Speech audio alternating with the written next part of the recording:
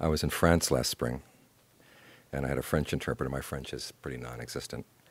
And I discovered a couple of things. One is there is no French word for blob. And trying to explain the phrase dead giveaway took 15 minutes.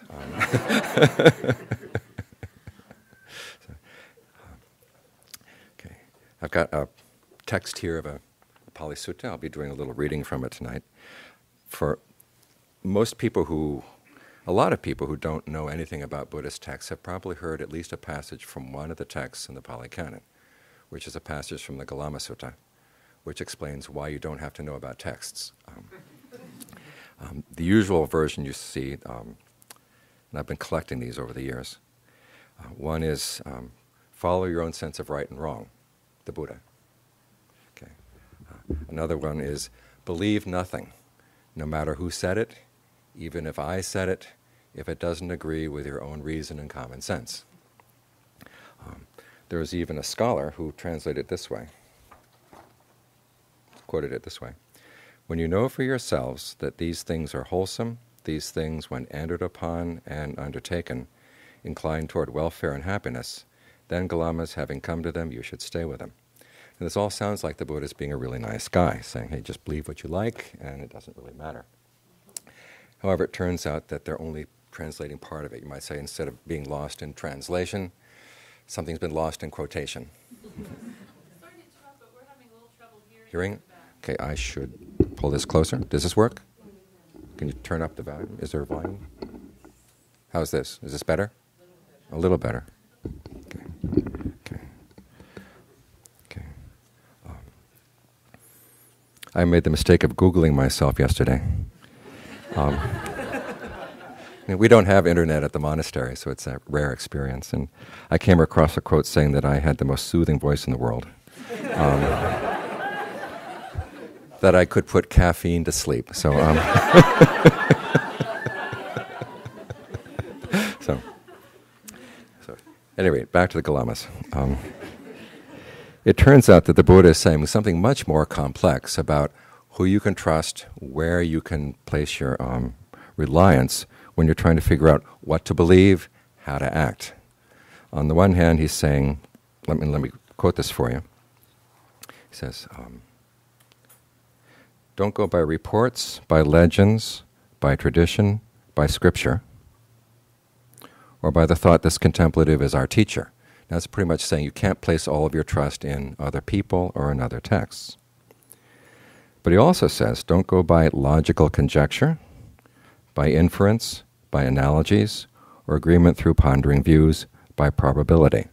In other words, your own sense of reason and common sense. You can't really trust that either. It may seem there are many things that seem reasonable but are not true. Many things agree with what you already believe but are not going to actually be helpful. So this puts us in a dilemma. Who do you trust? Where do you learn? Where do you place your reliance? So you've got two problems here. On the one hand, you can't trust yourself, and you can't trust other people. Now, I was talking to Larry before this afternoon, and he was making the point that he wanted me to make sure that I warned you that there was something that he finds very ironic about a lot of people who come here to practice meditation, which is that on the one hand, they say, don't tell me what to believe, and on the other hand, they say, tell me what to do. Don't make me think. Okay. Both attitudes, of course, are irresponsible. On the one hand, what you believe is not just your own affair, because it's going to have an impact on your actions, and your actions will have an impact on other people. So there's an attitude of responsibility. You have to look at what you believe, why you believe it, what sort of evidence you have for that kind of belief. And secondly, of course, there's the question of what you do is going to have an impact on other people too. But figuring out what works and what doesn't work is going to rely, to a great extent, on your own willingness to test things and make mistakes, learn from your mistakes, and then improve your behavior as a result. And this is basically what the Buddha was telling the Kalamas. He says basically, when you know for yourselves that when something, a teaching is adopted and it leads to unskillful behavior, then you should abandon it. If you know when a teaching, when adopted, leads to skillful behavior, then you should take it on.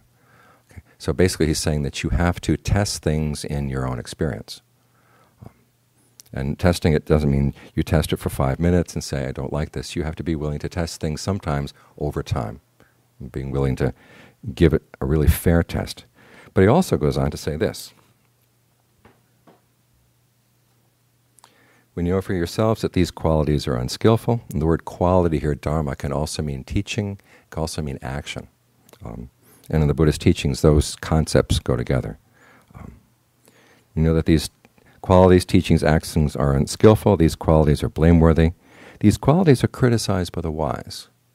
That means it's not just your own perception, but you also have to take into consideration, what do wise people think? Is this something that they criticize, or is this something that they praise? So it's not just you in looking at your own actions, but you also have to figure out, well, who's wise? And so it's interesting to look at the rest of the sutta to see the Buddha's examples of what he thinks you can test for yourself and what sort of things you should be willing to pick up from the wise as you go through life, trying to figure out what to believe and what to do. First, he makes the proposal. He says, now, what do you think? When greed arises in a person, does it arise for his welfare or harm? And they say it arises for harm. And when you're a greedy person, overcome by greed, mind possessed by greed kills living beings, takes what is not given, goes after another person's spouse, tells lies, and induces other to do likewise, all of which is for long-term harm and suffering. And they say, yes, that's the case. And then he makes a similar point about aversion and delusion. So what he's saying here is several things. One is, okay, you test a teaching by the actions that it is going to inspire you to take on. Secondly, he's saying your actions are determined by your mind states. And if there's greed in your mind, you're going to act in a certain way. If there's no greed in your mind, you're going to be acting in a different way. Greed, aversion, delusion are unskillful mind states because they lead you to engage in harmful behavior. So he's saying that the action is determined by the motivation. The action will then also give results. Now this is kind of the Buddhist teachings on karma in a nutshell. And it sounds pretty common sense, and it's basically the way we live our lives anyhow, when we're serious.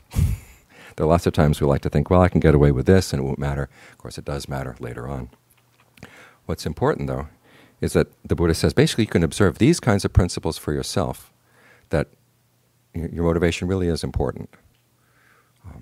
This turns out it was a controversial point in the Buddha's time. Some people said that the actions you're doing were influenced by the stars, they were influenced by outside forces, they were influenced by fate. And therefore your actions don't really matter. Your attitudes don't really matter. Other people said, well, you do have actions, but they don't really have an impact on the world. The world is already predetermined. When you act, it's like drawing a line in the water. It just immediately disappears.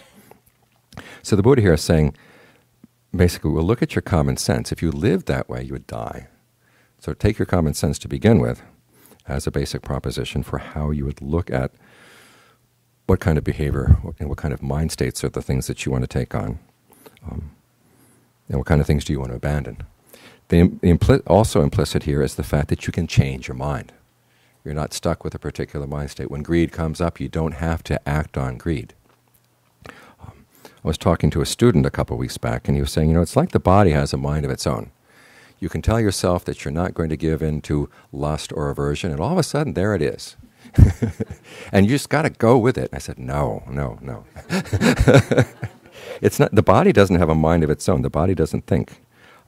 If the body were not fed, it wouldn't complain. It would give you a little pain, but the body itself just kind of lies there, Basically, what's happening there is one part of your mind is playing tricks on another part of your mind. You've got to watch out for that. So you don't have to give in to mind states as they arise. This is an important point.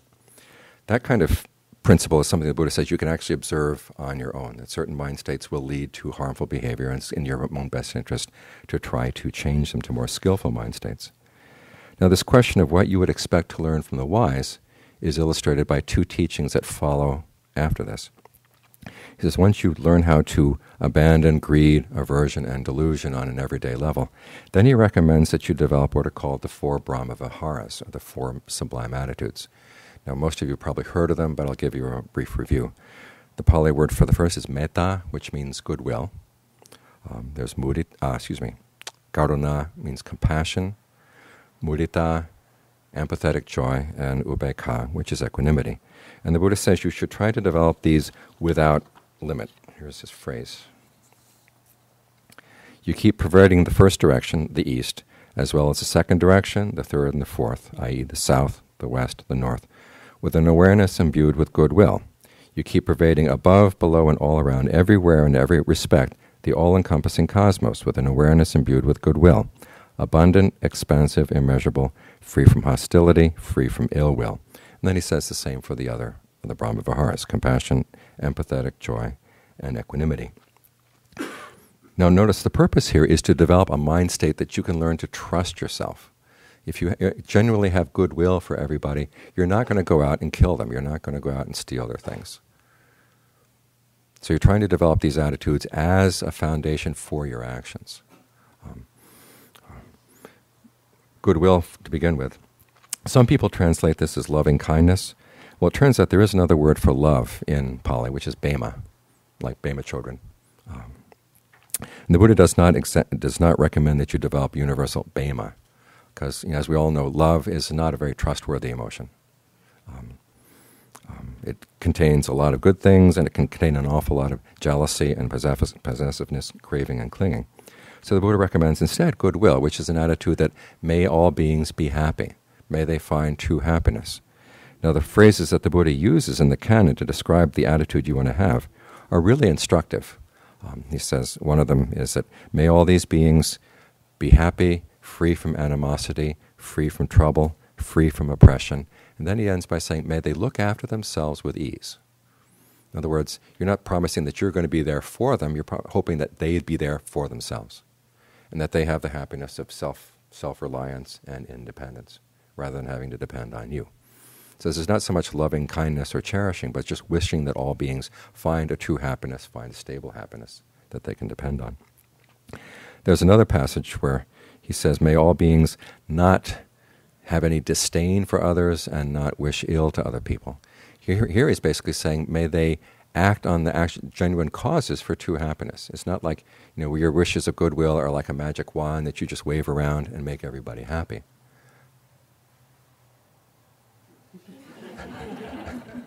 That was very expressive.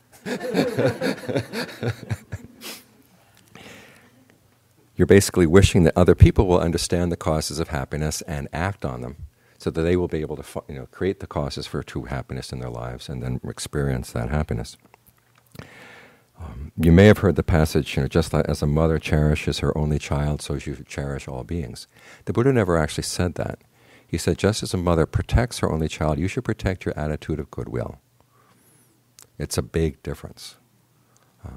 When you protect your goodwill, you realize, I've got to maintain this attitude so that I don't harm anybody in any conditions. This is why one of the ways you spread thoughts of goodwill is that you start thinking first of people, your goodwill for yourself, goodwill for those you love, goodwill for people you're more neutral about, and then finally people you don't like. Now the Buddha's asking, when he has you spread goodwill to people you don't like, he's not asking you to like them. He's simply saying, I don't want to harm this person. I hope that this person, if the person is a real bastard, may change his ways and learn to be a really nice person, a really skillful person. And then ask yourself, is there anybody out there that you could not wish that for? And I'm sure that all of us can have a few people coming to mind that we'd like to see them squirm a little bit before they find true happiness. But then you have to ask them, so what would you gain by that? Aside from a little cheap satisfaction. Many people, when they suffer, instead of becoming wise and compassionate, will turn to give more suffering to other people just as a kind of revenge. So it really would be in the interest of the whole world that if everybody learned the true causes for happiness, learned how to act on them, and actually created the causes for true happiness in their lives. And so you want to be able to think through everybody for whom you have issues until you can actually wish those people goodwill. And this is the category that takes the most time, but it's the one that's most fruitful when you spend that amount of time on it. As for the other, one final passage that the Buddha has, spreading goodwill, there's an incident in the canon where a monk is bitten by a snake and killed, dies from the snake bite. And so the monks go and they report this to the Buddha. And the Buddha said, if that monk had spread thoughts of goodwill to all 4 great families of snakes, the snake wouldn't have bitten. And so then he teaches them a chant to spread goodwill to snakes. And starts out, may footless beings be happy, may 2-footed beings be happy, may 4-footed beings be happy, may many-footed beings be happy. I have goodwill for footless beings, 2-footed beings, 4-footed beings, many-footed beings, and so on. And he says, may all beings who everywhere and every place find happiness, may they meet with good fortune. And at the very end it says, may they go away.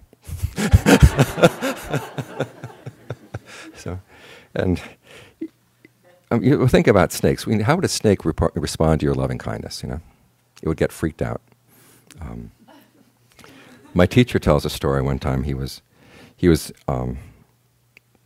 into his room one day and he saw a snake had gotten into the room. And as he opened the door, the snake went behind a cabinet.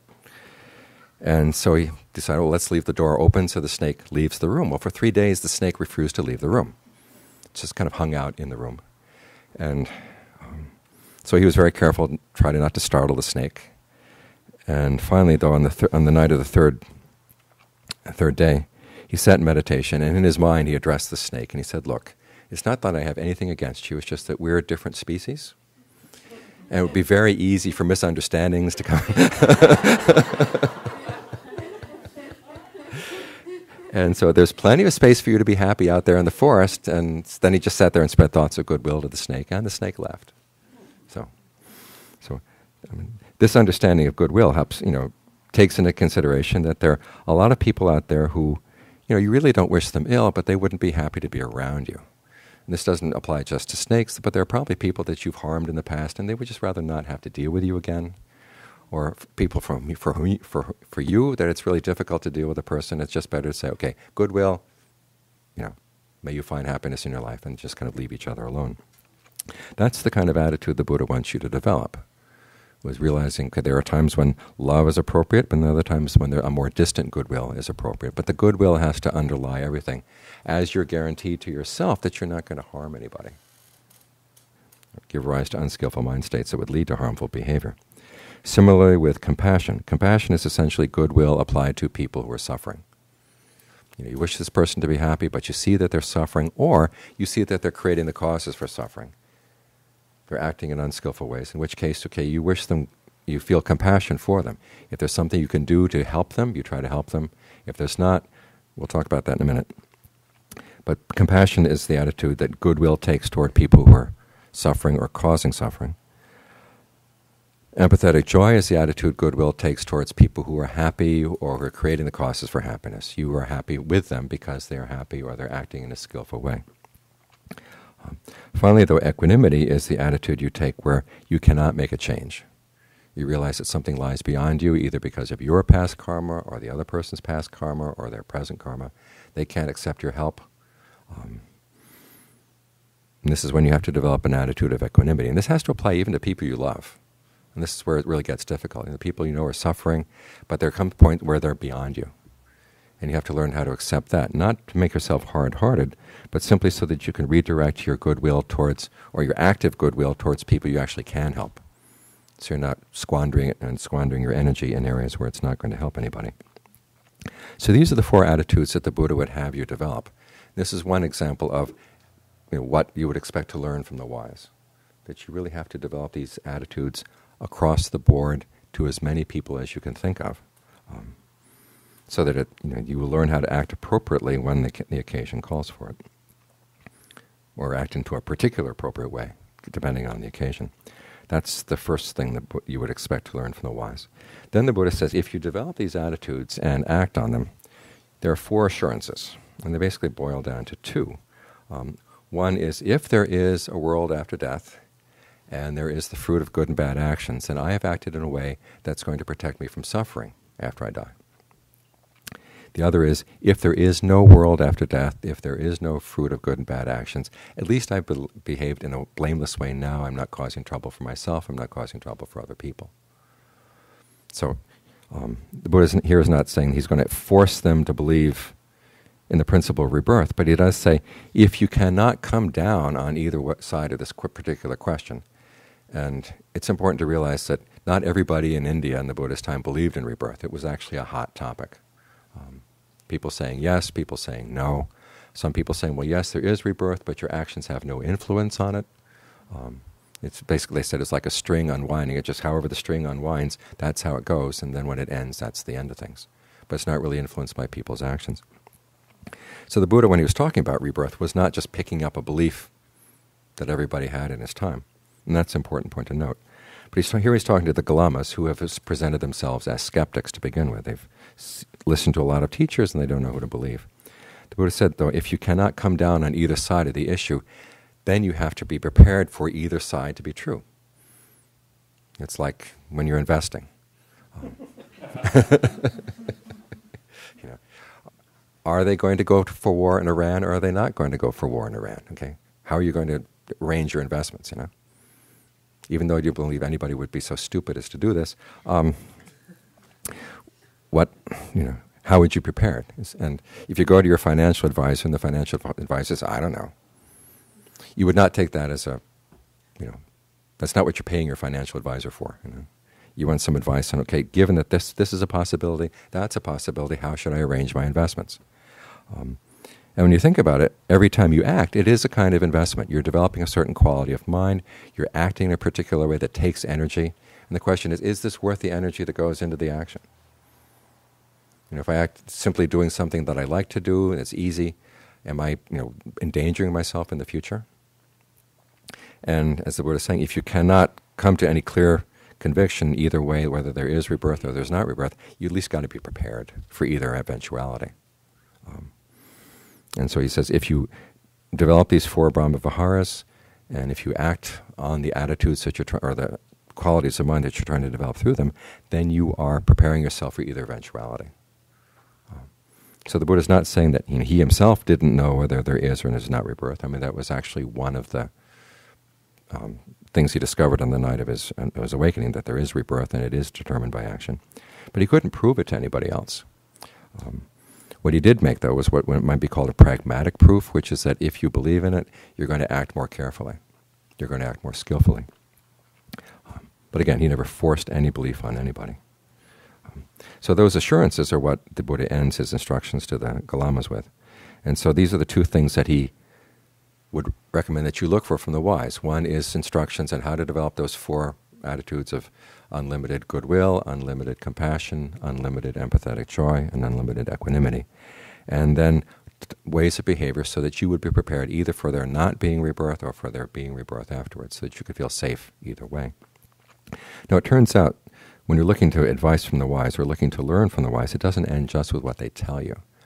There's another passage related to this where the Buddha talks about 7 qualities you would look for in a person that he calls worthy of respect. And it's interesting to look at the list. The first 2 members of the list are knowledge of the Dharma, knowledge of the meaning of the Dharma. Now that kind of thing can be talked about. You can learn in words, you can listen to Dharma talks, you can read books. What did the Buddha say? What does it mean? How do you apply it to your life? But the other 5 qualities are not that kind of knowledge. They're a different kind of knowledge. The kind of knowledge you can pick up only if you live with a person for a while and notice that person's behavior and begin to pick up that person's attitudes and habits. The first one is knowledge of yourself, where your strengths are, where your weaknesses are. Second is knowledge of the right time and place. What's the right time and place to talk? What's the right time and place to be silent? What's the right time and place to be assertive? What's the right time and place to withdraw? The third is knowledge of enough. How much is enough in terms of food, clothing, shelter? Again, how much to talk, how much not to talk, those kinds of things. The fourth one is having, I'm losing myself here. The fourth one is having a sense of how to talk to different groups of people. In their times, you talk to Brahmins in one way, you talk to noble warriors in another way, you talk to merchants in another way. Here, you talk to CIMC one way. When you're at the monastery, I talk another way. When kids come up to the monastery and yell out, "God is great," out of their pickup truck, I talk to them another way. That's the fourth group. And then the fifth thing that you pick up from a wise person is how to know what kind of people to emulate. what habits to look for, what behavior to look for that's worthy of emulation or not worthy of emulation. In other words, how to judge people as to whether you want to pick up their habits or not. So these are 5 qualities that, I could sit up here all night and talk about them, but there's no way that you would necessarily be able to embody them in your own actions. The best way to do that is to live around somebody who embodies these qualities. And then you can learn from them and pick them up, because these are the kinds of things you're going to need in your life in order to behave skillfully, both in changing your own behavior and in having a good influence on the people around you. Now, this is one of the reasons why the Buddha set up the monastic sangha, and he set it up like an apprenticeship. A new monastic comes in, stays with the teacher for 5 years, and there are lots of protocols around how you're supposed to treat your teacher and the things you're supposed to pick up from the teacher. And a lot of it is just spending a lot of time with this person, noticing how that person deals with difficult people, how the person deals with illness. I know in my case, most of the Dharma I learned when I was an attendant to my teacher in Thailand was seeing how he handled his illness, seeing how he handled really strange people coming with strange questions, seeing how he handled crises in the monastery. And he never talked about it, but seeing him in action, I learned a lot. And this is a lot of how the Dharma gets really passed on. It's not just the stuff in the books. It's not just the stuff in the text. There's a lot of sort of personal habits that you get picked up. And this is why the Buddha established the monastic sangha. It's also why he made sure that the monks didn't go hiding away behind cloister walls. He had the opportunity for monks to mingle with lay people, so the lay people can also have an opportunity to pick up these habits as well. So this essentially is what the Buddha is telling us in the Kalama Sutta, is one, you have to take responsibility for the things you believe. And you can't just go by what you like, and also you can't trust somebody else to tell you what to believe. You have to take teachings and put them into practice and see what works and what doesn't work in being harmless, in helping to put an end to suffering. Secondly, you want to look for behavior that's also going to be praised by the wise, which means that you have to look for wise people. And this is a priority that seems to be lacking in our lives. Most of us, when we get out of college, what's the next thing you do? You get a job. And the question is, are you working with wise people? Are you working with people whose habits you want to pick up? For many of us, that has to get put to the side, because we need the money. Okay? But that means that outside of your work, you really have to be extra careful to try to find people who you can actually admire, whose behavior and whose habits you would like to pick up, if you're really serious about your happiness. So in other words, the Buddha is saying you've got to be responsible. 1, for your behavior, 2, for trying to recognize wise people, and 3, for making the effort to learn from them. And this way, then you can start to find what's really reliable, both in terms of your actions and the things you're going to believe. Those are the points I wanted to make. So I'm supposed to give you 5 minutes to get up and stretch or something? Is that, or is that some other place? It says pause for a moment to let people leave. Okay.